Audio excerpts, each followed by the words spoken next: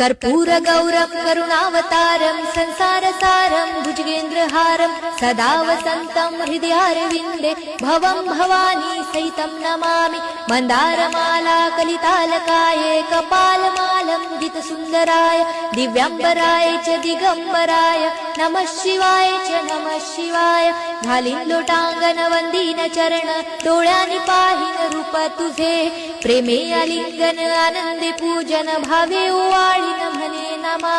त्वमेव माता पिता त्वमेव बंधु सखा त्वमेव विद्या द्रविणं त्वमेव सर्वं मम देव।